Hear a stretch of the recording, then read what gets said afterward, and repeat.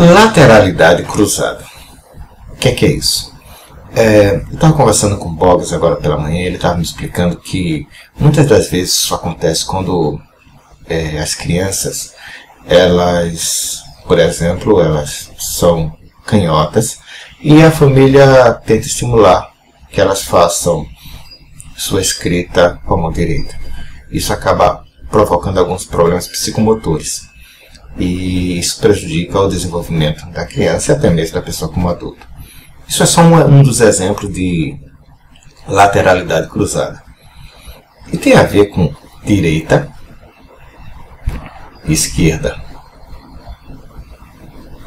Mas vamos entender um pouquinho isso melhor. Algumas das vezes, algumas pessoas cometem alguns equívocos interessantes, que é fazer alguma deturpação a respeito de alguns conceitos que têm uma origem histórica, que são básicos, que são preliminares, que são importantes para que a gente possa formar um juízo de valor a respeito de qualquer coisa que seja. E não digo que essas pessoas fazem isso de forma intencional. Muitas das vezes ou é desconhecimento, ou às vezes analisam conceitos já dentro de outros conceitos e aí fica difícil você ter uma definição mais clara daquilo que você esteja querendo ou pretendendo repassar. Mas você que está aí, você sabe quando foi que se originou esse conceito de direita e esse conceito de esquerda? Pois eu vou tentar fazer um rápido resumo disso. Na França, o rei Luís XVI, o último dos reis, ele tentou fazer ele fez uma constituinte, tá? Para tentar reformar algumas normas do Estado. No entanto, pessoas sentavam ao lado direito do rei e ao lado esquerdo do rei. E quem é que sentava ao lado esquerdo do rei? Eram os jacobinos mais radicais, pessoas que estavam interessadas em lutar contra as classes dominantes e a favor dos menos favorecidos. E quem sentava à direita do rei eram exatamente aquelas pessoas que eram o alto clero, os nobres e alguns burgueses proeminentes. Daí se costuma utilizar esse termo, direita e esquerda. Pois bem, com o passar do tempo, muita gente fez muita confusão a respeito disso tudo. Até mesmo porque costuma-se dizer que os esquerdistas são os socialistas e os direitistas são os liberais, aquelas pessoas que defendem o capitalismo. Daí já podemos depreender que existe um erro básico e histórico com relação a essas definições, especialmente quando a pessoa comete um outro erro ao acreditar que o socialismo está diretamente vinculado à questão de construir um Estado forte. Isso acontece porque os socialistas do mundo, eles efetivamente criaram estados fortes. Mas esse era o objetivo final?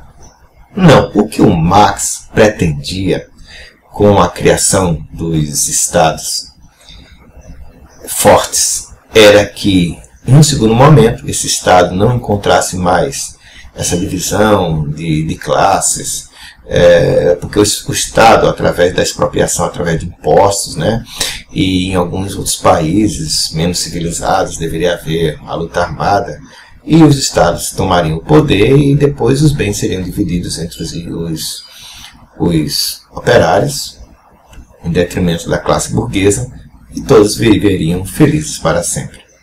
Só que isso não aconteceu.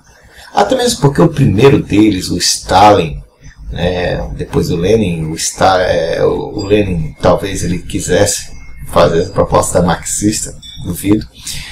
Mas o Stalin colocou isso em prática e, pelo contrário, ele não quis Estado forte para dividir com o povo, não. Ele, na ideia dele, o Estado deveria ficar cada vez mais forte, e foi essa ideia que foi difundida para a China, para Cuba e para diversos outros países de pensamento socialista. Mas, para encurtar a história, prezados questionadores, esse sistema, esse modelo ruiu exatamente pela sua inércia, e hoje em dia o que nós encontramos no mundo é o tal do chamado capitalismo de Estado. Socialismo? São de direita?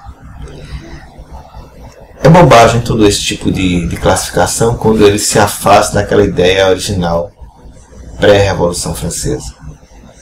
Então, somente para dar uma concluída, e para que a gente consiga visualizar como é bobagem a gente estar fazendo esse tipo de comparação, distorcendo aqueles conceitos originais vindos de França, observa que naquele hangout do anarcocapitalismo tinha lá um minarquista, que era o Cristiano, e o Roberto, que era do Instituto Mises, que era anarcocapitalista.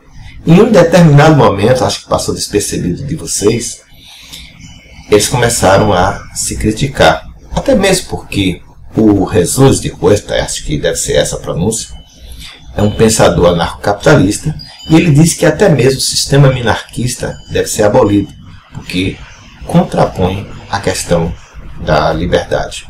Portanto, querer classificar direita e esquerda dentro do campo econômico, eu acho que é um equívoco muito grande.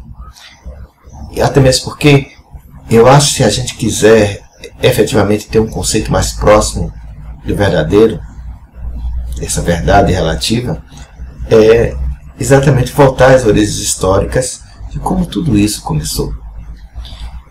Bom, espero ter ajudado vocês, num primeiro momento, a esclarecer essas dúvidas. E, Federal, um abraço aí. E depois farei outras críticas a respeito desse linha de pensamento, porque eu acredito que quando você começa com uma estrutura de pirâmide ruim, o resto rui com muita facilidade. No mais, valeu!